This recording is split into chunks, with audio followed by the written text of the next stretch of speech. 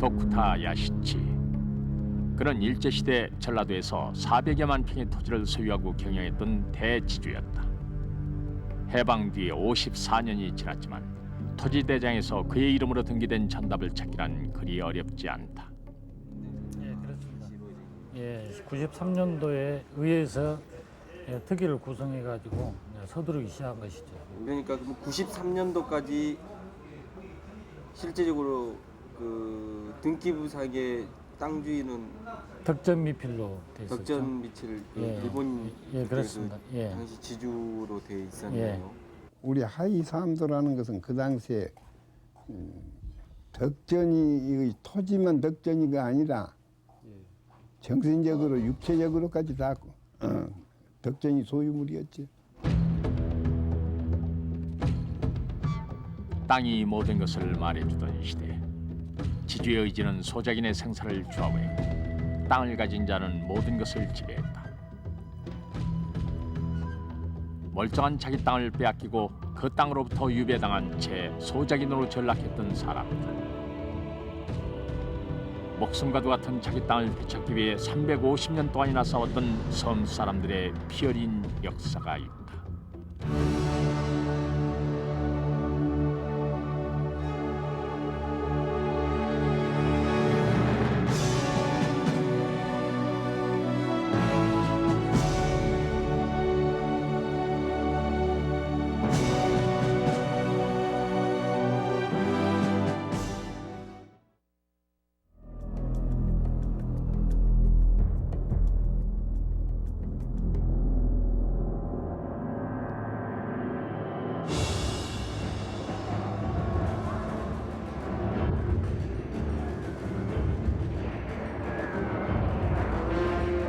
조선반도 전체가 외적의 말발구발에 유린당했던 조선왕조 최대의 시련 임진왜란.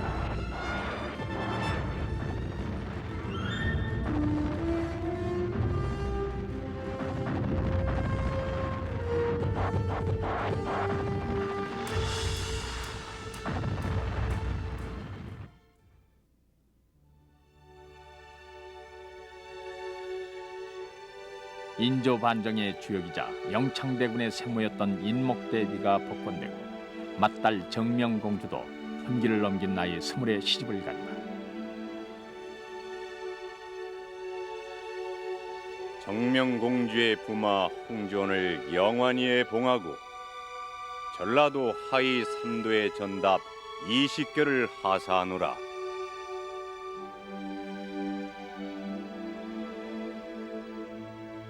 정명공주와 결혼한 홍주원은 풍산홍씨 시미대소.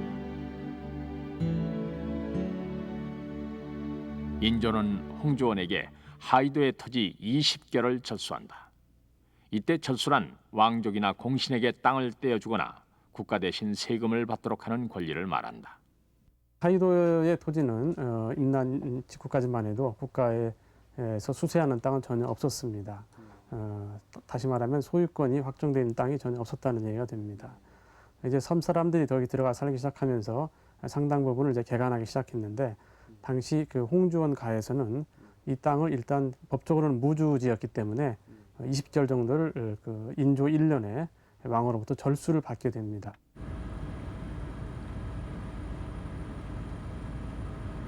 조선 왕조 때까지 나주목 관할의 나주 군도에 속했던 하이도. 지금은 전라남도 신안군 하의면과 신의면에 해당하는 하이 3도는 여의도 면적의 2배가 넘는 580만 평의 넓은 농지에다 40여 개의 유무인도가 딸려있는 큰 섬이다. 하이 3도는 전라남도 서남권의 중심 도시인 목포와는 58km의 거리다. 통상 하이도와 상태도, 하태도를 하이 3도라 하는데 현재는 5천 명의 주민이 살면서 농경과 염전을 주업으로 삼고 있다.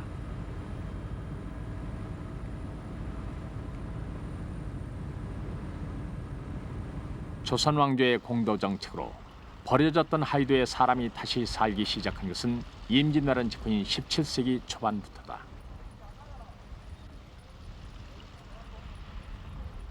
해남과 강진, 진도의 인근 육지에서 김혜김 씨, 삼연파, 전주희 씨, 제갈 씨, 밀양박 씨 등 시족들이 집단으로 건너와 마을을 이루었다.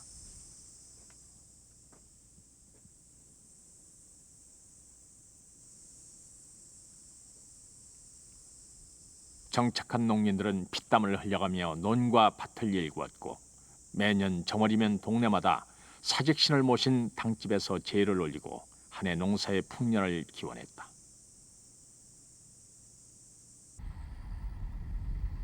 조선 왕조는 당시 재정 확충을 위해 버려진 땅의 개간을 장려했고 3년이 지나면 개간자에게는 소유권을 인정해 주었다.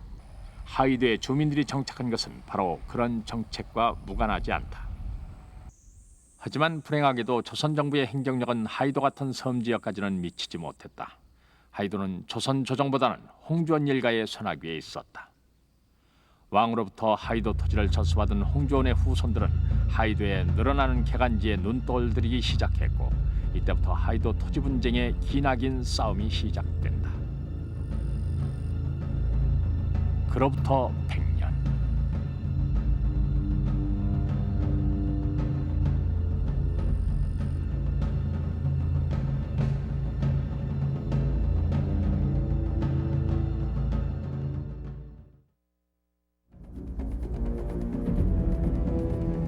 아이 뭔 소리여? 그랑께 하이도가 다 지금 홍구안의 땅이란 말이었지만 글씨 말이여 한양으로 올라가야 한단 게?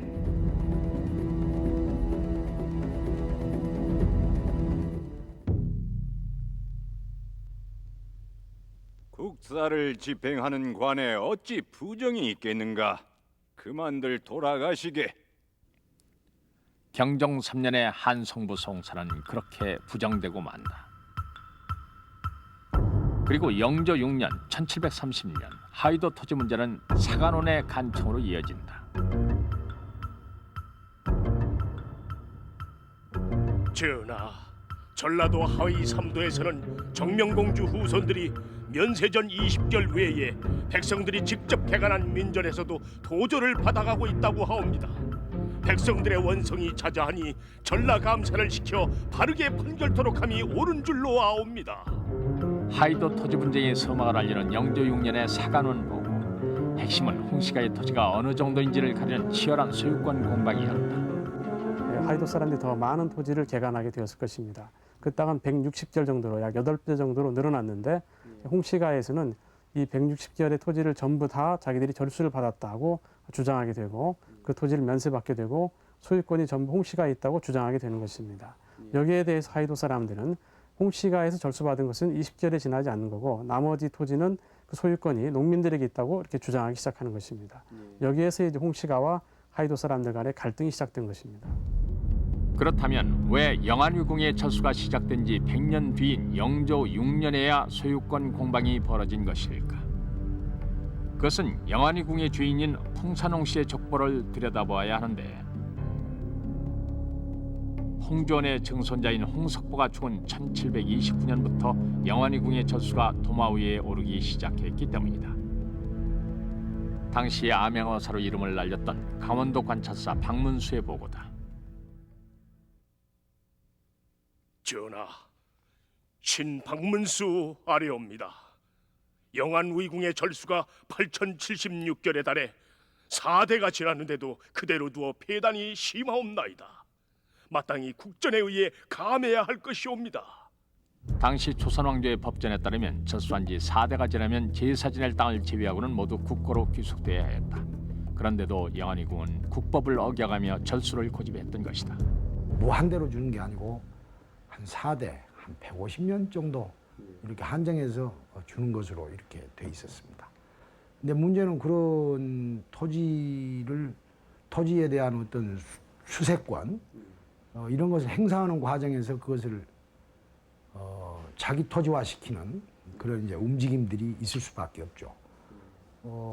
특히 봉건 권력이라고 하는 것은 세금을 걷는 권리가 곧 그 땅을 짓는 사람들, 농민에 대한 지배까지 할 수 있다. 인신적인 지배까지 할 수 있다라고 하는 그런 것으로 이제 확대 해석이 되는 거고. 백성들의 땅을 침탈한 것도 부족해 홍씨가의 마름과 노비들은 궁시를 빙자하여 권세를 누렸다. 사소한 일에도 사람들을 붙잡아들이기 일쑤여서 심지어 닭이나 개들도 편안히 있을 수 없는 지경이었다.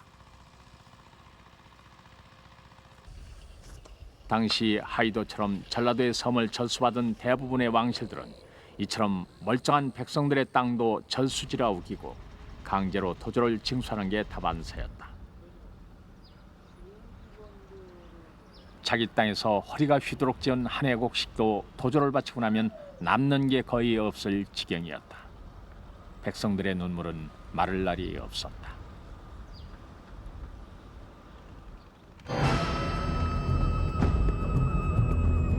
영조 6년에 사관원 보고가 있은 지 38년 후 영조 44년 영의정 김치인의 보고다.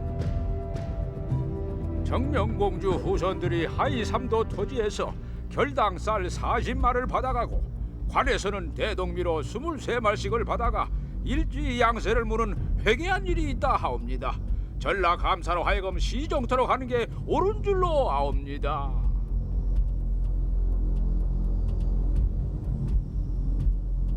일지양세란 나라에 세금을 내고도 홍씨 일가에 또 도조를 바쳐야 하는 하이도민의 억울함을 한마디로 압축한 말이다. 사여 불과 20결. 김치인의 이 보고는 홍씨가의 토지를 20결로 못 박는 명쾌한 선언이었다.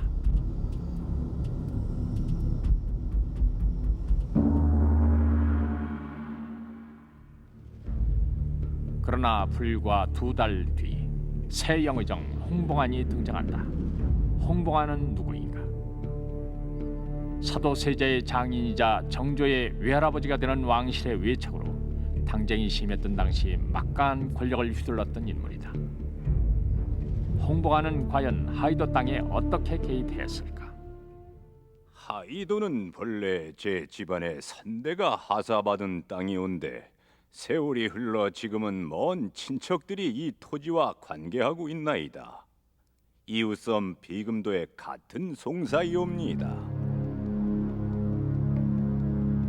민전과 젖수지의 경계를 구분해달라는 토지 경계 분쟁인 비금도의 송사.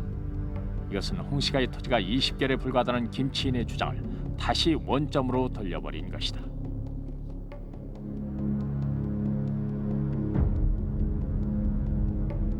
더군다나 하이도 문제를 처리할 전라도 관찰사는 그의 아들 홍낙인이었다.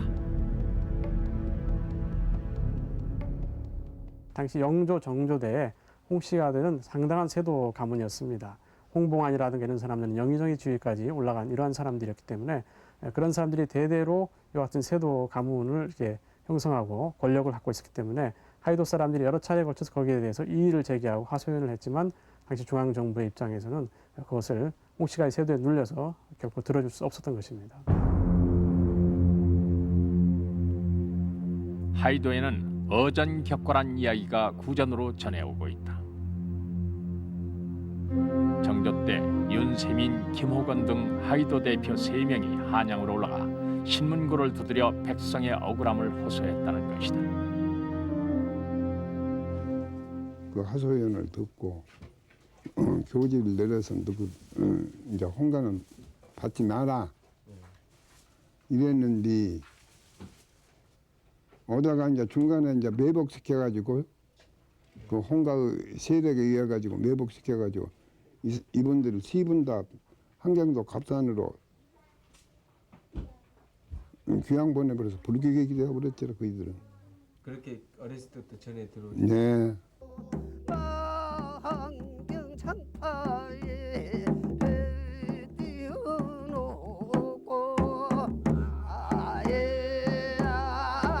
불귀의 객이 되어버린 하이도 대표들의 원한은 수백 년간 싸운 하이도 백성들의 영혼에까지 삼았죠. 입에서 입으로 그렇게 전해왔다.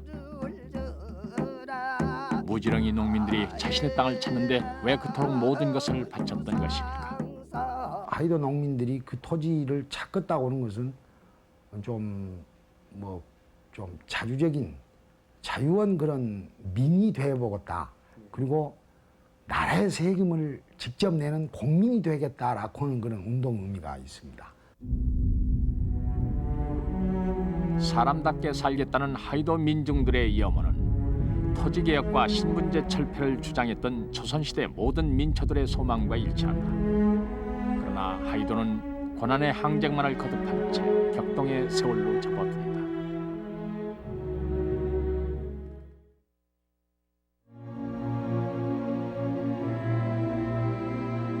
서구 열강들이 물밀듯 밀려오는 격동의 19세기 후반, 새로 집권한 흥선대원군은 강력한 쇄국 정책과 왕권 강화를 명분으로 광범위한 개혁을 단행한다. 이 시기 대원군의 개혁 정책을 보좌한 대표적 인물 가운데 한 사람이 전라도 관찰사 이호준이었다. 전라도로 내려온 이호준은 문란한 행정을 바로잡고 일반 백성들을 위한 과감한 조치를 단행하는데, 나리 조상 대대로 이어온 하이도 백성들의 억울함을 풀어주시길 간청하나이다. 이호준이라고 하는 감사는 대단히 탄압의 명망이 있는, 그러니까 그때 탄압이란 말은 나쁜 의미가 아니고 기강을 잘 잡는다라고 하는 뜻이었습니다. 그렇게 지방 토를 억압하는, 지방 토를 억압한다라고 하는 것은 그만큼 백성들의, 일반 사람들의 어떤 생활 유지라든지 민생의 입장에서는 더 유리한 거죠.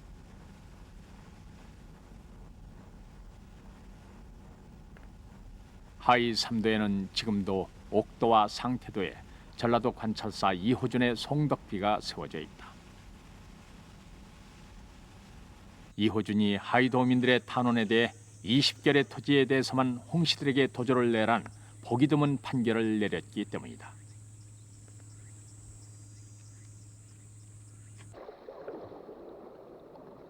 하이도 백성들로서는 홍씨 가문에게 수탈을 당한 지 실로 150년 만의 기영사였다. 그러나 그것도 잠시. 급박했던 조선의 정세는 하이도 땅에 또 다른 먹구름을 몰고 온다.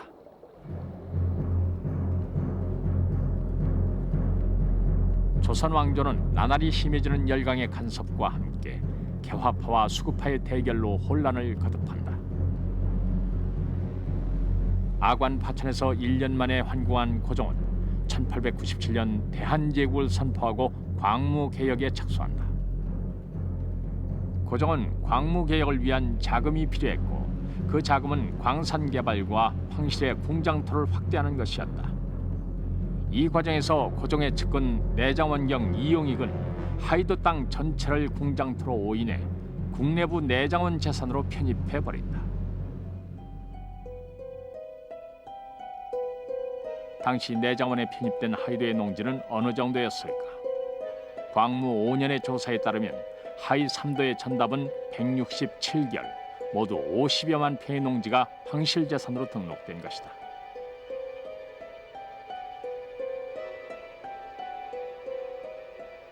한편 내장원이 거둬들인 소장료는 하이도와 상태, 하태도를 합해 모두 5천여 양에 달했다.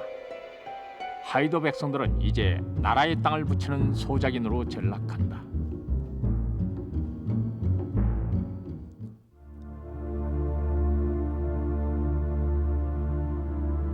러일 전쟁에서 승리한 일본은 을사보호조약을 체결해 조선에 대한 지배권을 독점한다. 친일 내각의 우두머리가 된 총리 대신 이완용은 내정원 소속의 땅을 모두 조선 통감부의 소유로 등록한다. 이때 이완용에게 접근한 인물이 홍우록이다. 정명공주의 8대 손을 자처한 종로상인 홍우록은 이완용으로부터 하이 3도의 토지 소유권을 증명하는 관문서를 받아준 뒤 하이도 땅에 지주로 등장한다. 홍우록은 소장료를 받아내기 위해 일본인 깡패들까지 동원했고 일본인 몰입애들은 하이도에 내려와 갖은 악패를 저지른다. 지긋지긋한 홍실가의 망령이 다시 살아난 것이다. 시간 후로 자윤이 무엇이니 이제 뭐 인권이 이런 것이 생겼지, 특히 섬에서 산 사람들이라는 것은 서울 사람이 사람으로 취급한 거 생각, 등의 인물도 생각하지. 멀쩡한 땅을 홍씨가에 빼앗긴 하이도 사람들은 3명의 대표를 선정해 1908년 홍우록을 상대로 경성공소원에 소송을 제기한다. 이른바 부당이득 반환 소송. 공소인 김석찬, 박공진, 이권문, 변호사 기호고시조, 피공소인 홍우록. 2심 재판까지 가는 3년간의 기나긴 법정 투쟁이었다. 피공소인 홍우록은 공소인 김석찬, 박공진, 이권문에 대해 금 1,361원 18전 6리를 지급하라. 무지렁이 농민들이 스스로 대표를 선정해 승리한 최초의 법정 투쟁. 온 섬을 뒤흔든 도민들의 함성은 진정 땅으로부터의 해방을 갈구했던 이 어머니와 함께 그칠 줄 몰랐다. 이제야 내 땅을 찾은 것이다. 조선왕조 시대에 사실 섬 사람들은 상당히 천시를 받고 있는 그런 그 상황이고 아무런 힘도 가지지 못한 그런 사람들이었습니다만은 어쨌든 이제 한말 일제 초기에 우리나라에 이제 근대법적인 체계가 도입이 되고 근대적인 재판 제도가 도입됨으로써 이제 그와 같은 사람들에게도 재판을 청구할 수 있는 그런 계기가 마련이 되었고 하이도 사람들은 그러한 기회를 놓치지 않은 것입니다. 하이도 중심지인 웅곡마을. 부당이득 반환 소송을 대리했던 일본인 변호사 기호고시조를 기리는 송덕비가 세워져 있다. 하이도민들은 토지 소송에서 승리한 기쁨을 이렇게 송덕비로 남겼다.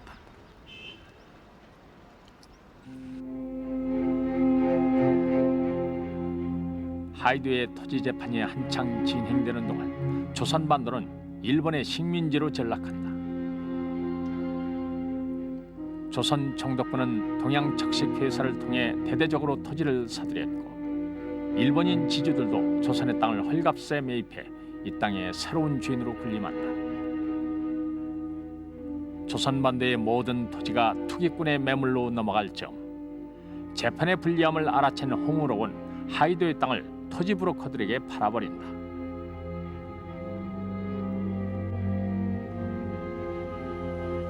이제 결국 재판이 계속되면은 증거주의에 의해서 결국 하이도민들한테 다시 돌아오게 돼 있는 거예요.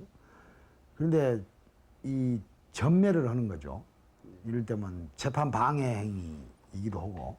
여기에서 이제 그 하이도의 토지가 조선인 몇 사람을 거치면서 땅값이 계속 크게 뛰었고 최종적으로 일본인에게 넘어갈 때는 상당히 몇 배로 뛴 가격으로 넘어가게 된 것입니다.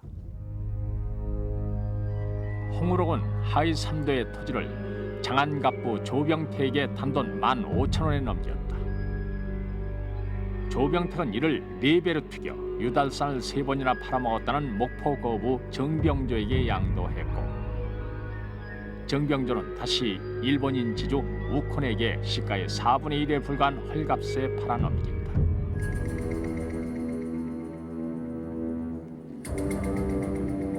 그러나 하이도 땅의 지주가 된 우콘은 재판 결과에 망연자실했다. 거금이 날아갈 판이었다. 우콘은 식민지 권력과 결탁해 재판 결과를 뒤엎어버릴 음모를 꾸민다.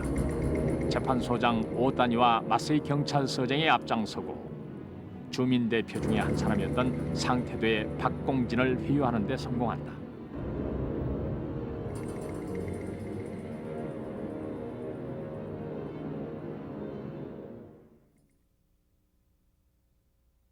소위 도민 대표의 한 사람인 박공진이란 자는 전용 인력거에 기생첩을 두고 하루에 300~400원을 물쓰듯 하니 이러한 막대한 자금이 어디서 나왔겠는가. 박공진은 우군에게 매수당했던 것이다. 말하자면 박공진을 매수해가지고 본도에 들어가서 말하자면 면민들한테 그 청원서를 받았나. 그래가지고 박공진이가 상태에 들어와가지고 말하자면 자기 집안과 말하자면 아무것도 모르는 빈민층, 모르는 사람한테 다니면서 저번 소송은 하나의 청구 소송이고 인자는 토지를 반환해야 한다는 그 소송을 해야 되니 여기다 날인을 해라.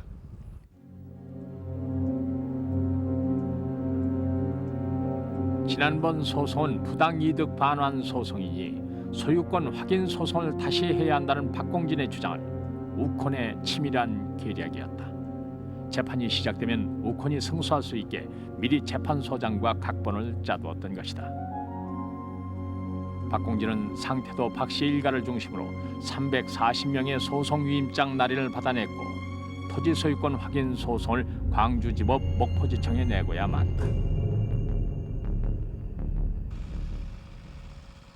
박공진이 상태도의 박씨 일가를 꼬드겨 끝내 소송을 냈다는 소식이 전해지자 하위 본도 주민들은 분노에 휩싸였다. 하위 도민들의 분열을 몰고 온 박공진의 소송 사태는 끝내 하위 본도 주민과 상태도 박씨 일가와의 물리적 충돌로 확대된다.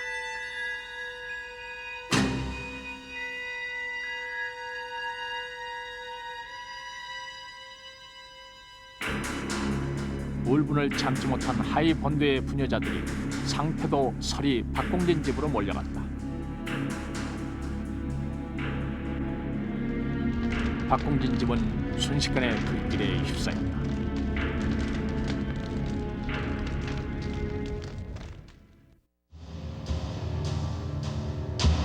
이튿날 박공진의 고소로 경찰과 헌병이 출동하고 하위도민의 집단 시위를 폭동으로 몰아 본도 주민 100여 명이 체포됐다.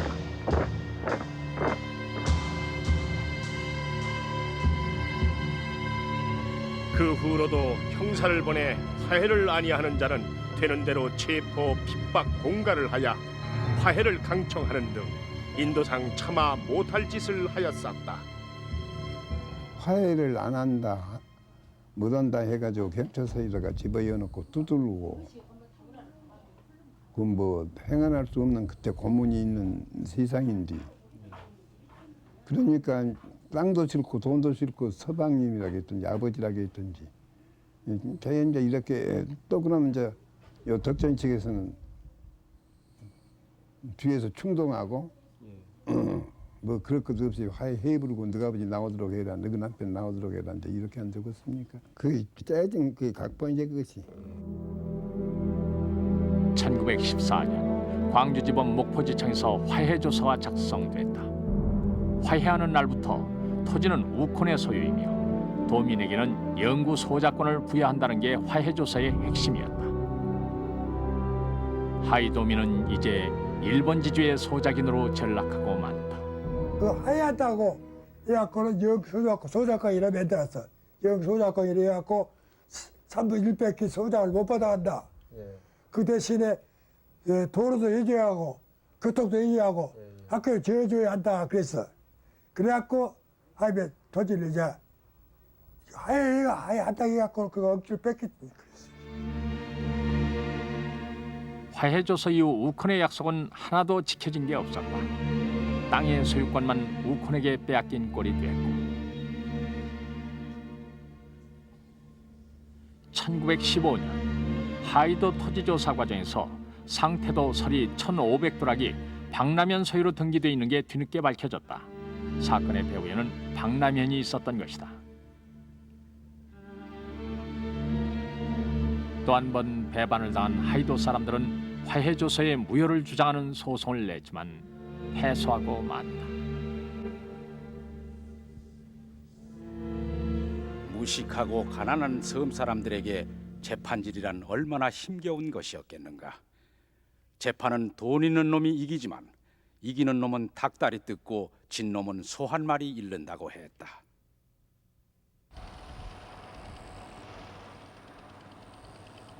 우콘과 하이도 사람들의 싸움은 결국 섬 사람들의 패배로 끝이 났다.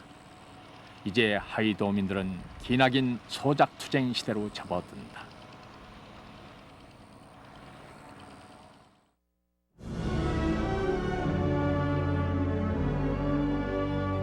대한독립 만세운동이 전국적으로 확산되던 1919년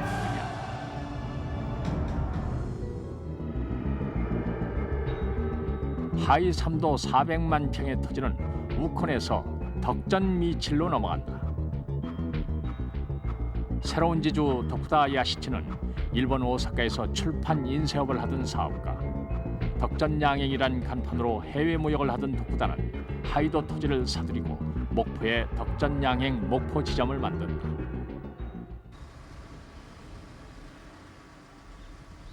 식민지 시대 일본인들의 거리였던 목포시 유달동.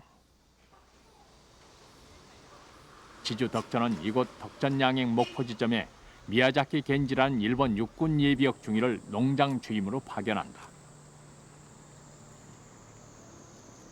미야자키라고 일본사는 군기 그 육군 소자를 목포 지점장으로 해놓고 이제 그 사람에서 경찰서고 재판서고 그냥 전부 자기 마음대로 이렇게 하라고 하면 판사도 그렇게 하고. 농장 주임 미야자키는 목포 경찰서의 무장 경찰과 집단리까지 동원해 강압적인 소장료 징수에 나섰고 소장료를 못 찾은 농민의 집에서는 가재도구까지 강제로 차벌했다. 우콘과 맺었던 화해 조서는 휴지 조각이 되고 덕전은 우콘 시대 체납 소장료까지 소급해 징수해 갔다. 강압적인 탄압 뒤에는 지능적인 농장 경영이 뒤따랐다. 사람에 따라 소장료를 감면해 줬고 명절 때면 집집마다 정종 한 대병씩을 돌렸다. 매 집이 그 보냈거든. 생전 처음 본 병이지. 더구나 하이도 같은 데서. 그래서 그 병 보고 덕전이병, 덕전이병. 옛날 늙은이는 지금도 덕전이병이라게. 한편 덕전은 소장료의 환산 방식을 종전의 두락제에서 평제로 바꿔 소장료의 인상을 획책했다.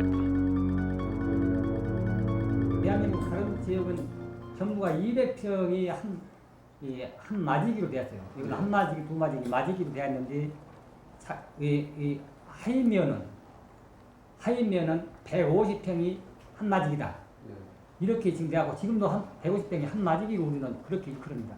왜 그러냐면은 대평이 한 마디. 예, 세금을 마지기 수가 늘어나니까 세금 수가 더 받기 위해서. 종전의 열마지기 땅의 소장료가 쌀 25마리였던 것이 평제로 바뀌면서 2,000평이 13마지기로 계산돼 10마리의 소장료를 더 납부해야 했다.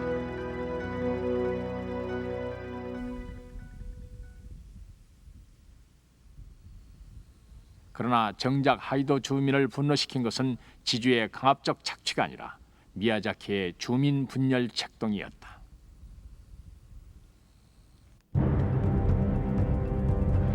먼저 오사카에는 지주의 덕전양행이 영업 중이었고 덕전양행의 목포 지점에는 농장 주임 미야자키가 있었다. 하이도의 농장 사무소에는 사무원과 마름을 두어 농장 지배체제를 구축했다.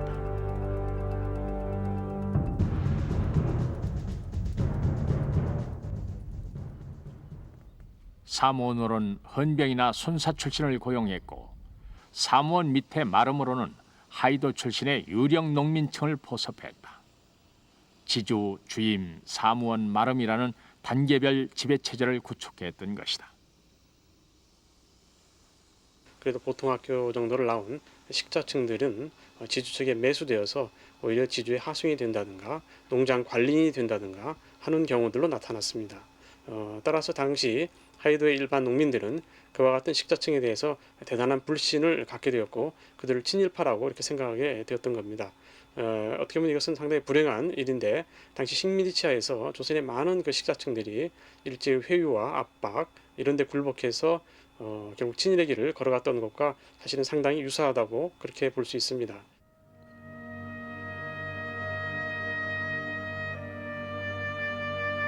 당근과 채찍을 교묘히 사용했던 덕전의 지주 경영은 한동안 하이도 농민들의 토지 탈환 운동을 좌절시킵니다. 자신의 땅에서 거둬들인 알곡들을 고스란히 지주의 몫으로 바쳐야만 했던 식민지배에 암울했던 시대. 하이도 사람들의 땅에 대한 염원은 어리진 한으로 깊어만 갔다.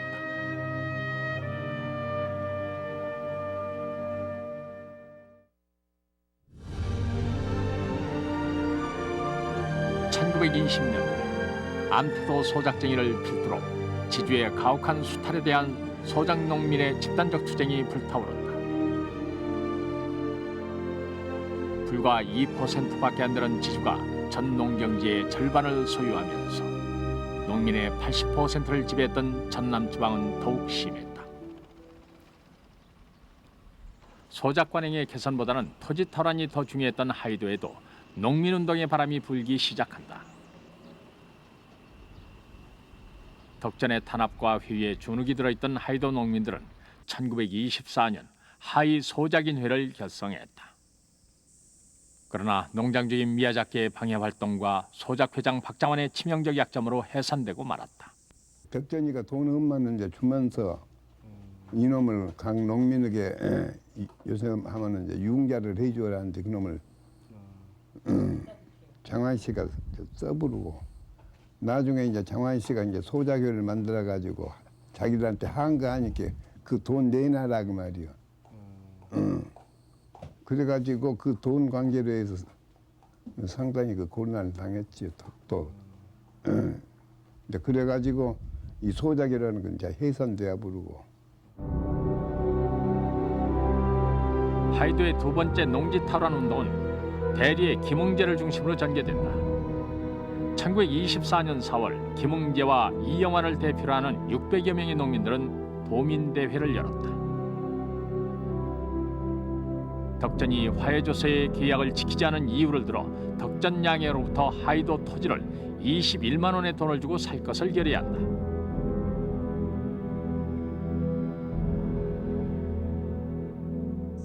토지의 유상구입 추진은 밑빠진 독에 물 붓는 식의 소송 투쟁의 한계를 느낀 현실적인 투쟁 방안이었다. 그러나 이 또한 마람들을 동원한 덕전 측의 거짓 약속에다 토지를 구입할 자금이 부족해 힘을 잃게 되고 하이도민의 농지회수 투쟁은 별다른 성과를 얻지 못한 채 1920년대 후반기를 맞게 된다.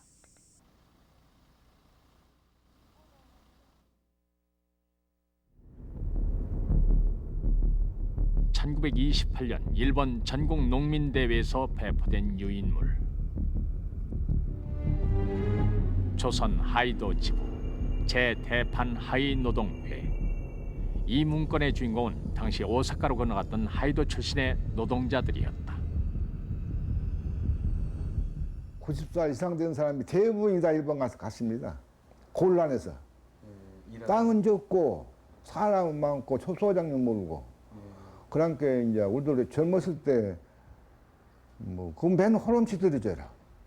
그러니까 이제 그 사람들이 일본 이제 대판 가서 이제 농민회를 조직해가지고 일본 농민회 가입해가지고. 최용도와 고장명이 중심이 된 오사카의 하이 노동회는 하이도의 대표를 보내고 하이도 농민조합을 결성해 지주에 맞설 계획을 세운다. 당시 노동자들의 국제적 연대를 외쳤던 일본 노동농민당은 핵심 간부 아사히 미제이를 직접 하이도에 파견해 하이도 농민조합을 지도했다. 이때 일본인 변호사 후루야도 하이도 토지 문제에 대한 진상조사에 착수한다. 후루야는 김병로와 함께 조선공산당 사건의 변호를 맡기 위해 조선에 와 있었고 완도 소환학교 폐교 문제 등 조선의 민족운동 지원에 앞장섰던 인물이다. 당시 1927년 8년경에 조국 각지에서 노동운동 혹은 농민운동이 활발하게 진행되고 있었습니다. 그리고 이러한 사건들은 그 연일 신문에 보도되었는데 특히 하이도의 그 이른바 소작쟁이라고 당시 표현되었습니다만은 이 사건은 전국적으로 커다란 관심을 끌었고 이것은 당시 일본에서 사회운동을 하던 이들에게도 큰 관심의 대상이었습니다. 탐욕스러운 지주의 압박과 관원의 간섭을 용감하게 돌파하고 열악한 소작제로부터 해방되어 광명의 큰 길로 나갑시다. 1928년 추운 겨울 날씨에도 불구하고 최용도가 주도한 하이 농민조합의 역사적인 발대식이 개최된다. 하이도 농민운동사의 새로운 장이 시작된 것이다. 만만치 않은 하이도 농민들의 투쟁 열기에 지주와 결탁한 경찰의 탄압이 시작됐다. 권총과 흉기로 무장한 일본인 폭력배들은 급기야 후루야 변호사에 대한 테러를 감행하고 농민조합 지도부를 협박한다.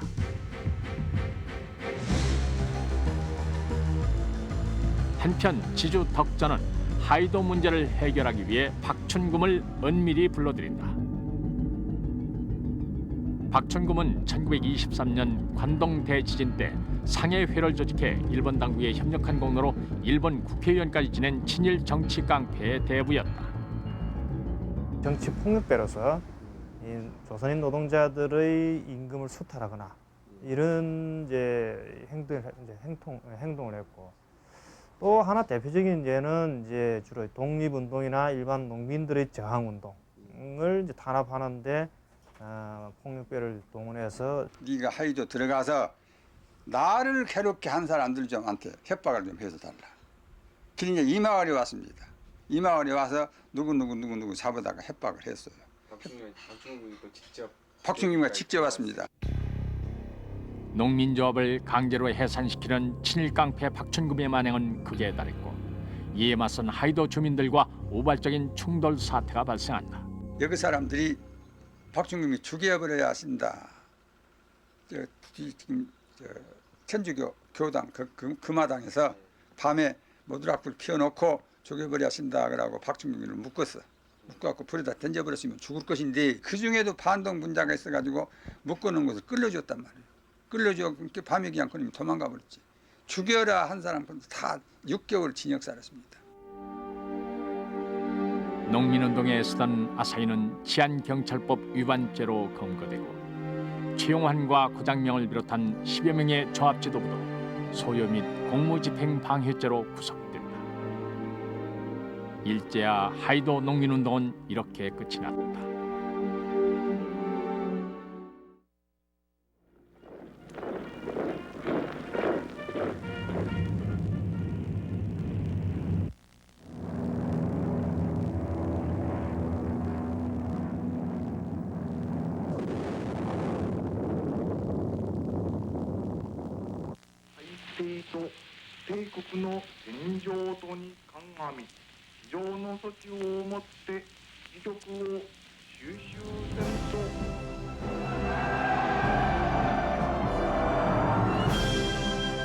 해방 후 남한에 진주한 미군은 신안공사를 발족해 일본인 소유 토지를 모두 신안공사에 귀속시켰다.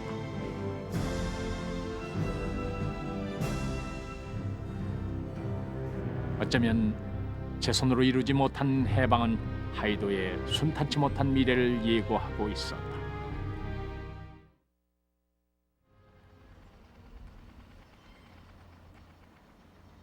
해방 이듬해 8월, 평화롭던 하이도 운곡에 한때 낯선 사람들이 나타났다.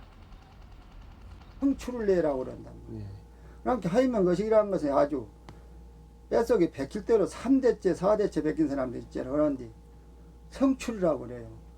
기 훨씬 그 호리호리해. 그 사람이 책임자인데 그 사람이 경찰관이라. 한 6이나 왔을까 4이나 왔을까. 그러니까 한 편은 나중에 말대로 얼음으로 갔더라고요. 그럼 한 편은 육으로 왔는데, 운곡에 도착한 신안공사 직원과 경찰관 10여 명은 대리와 오림마을 두 패로 나뉘었다. 그리고 하이도 77 사건은 바로 이 오림리에서 시작된다. 하이도 내에서도 빈농층이 많았던 오림리 마을, 그들의 저항은 거셀 수밖에 없었다. 신안공사 직원과 경찰은 오림마을 입구에 김석철 씨 집에 들어가 소장료를 거부하는 김농권 노인에게 폭행을 휘둘렀다.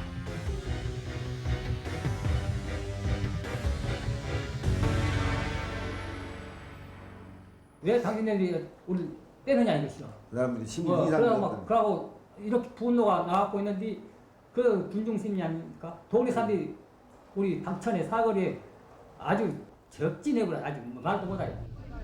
사건이 일어난 김석철 씨 집 앞으로는 차츰차츰 마을 사람들이 모여들었고, 학권이라고 짜 군중 가운데 서서 저놈지게라 이 목소리가 나오니까 하고 이제 그때는 이제 우통 질러 푼 거지. 그래야 그 사람들이 공포를 팍 쏘니까 생사를 무릅쓰고 저 새끼 잡아라 하고는 고함소리를 사방에서 이제 지르면서 소리를 치니까 그 사람들이 못 견뎌서 그냥 은으로 피하고 봉도로 피하고. 의회의 거센 저항이 놀라 도망하던 신안공사 직원들은 주민들에게 붙잡혀 곤욕을 치른다.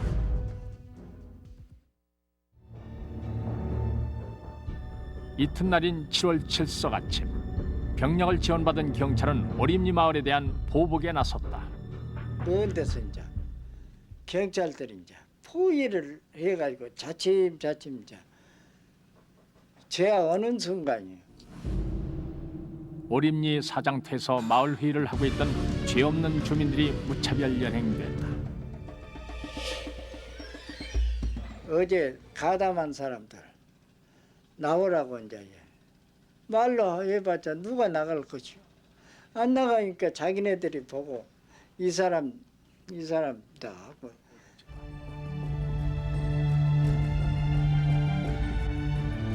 체포한 주민들을 데리고 황급히 철수하던 경찰 경비선에서 갑자기 총성이 울렸다. 동생을 쫓아가던 김전배 씨가 즉사했다.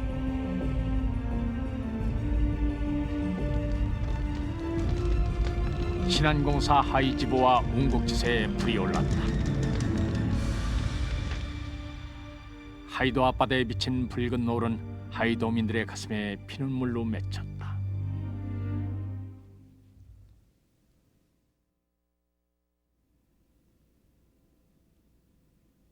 미 군정은 하이도 77 사건을 처음에는 단순한 소요라고 했다가 나중에는 폭동 사건으로 규정한다. 다음 날부터 경찰은 하이도에 상륙해 대대적인 폭동 진압 작전을 전개한다. 목포 경찰서는 물론 나주 경찰서 무장 병력까지 동원된 대규모 작전이었다. 77 사건 연루자로 100여 명이 체포되고 김혁곤과 김병술 등 14명은 실형을 선고받는다. 그리고 77 사건 이후 신안공사는 하이도에서 더 이상의 소장료를 받아가지 못했다.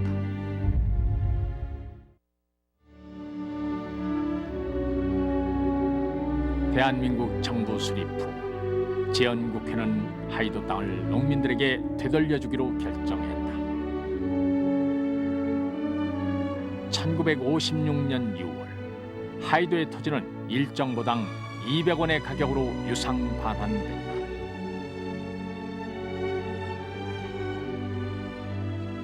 (350년에) 걸친 그와 같은 농민들의 투쟁을 놓고 볼 때 그 과정은 농민들의 힘의 성장, 일종의 민중의 힘의 성장 과정이었다고 그렇게 이야기할 수 있고, 역사 속에서 결국은 역사가 발전하는 과정 속에서 결국은 민중의 힘이 승리해 왔다고 하는 것을 우리는 이 하이도의 토지 탈환 운동사를 통해서 확인할 수 있게 되는 것입니다.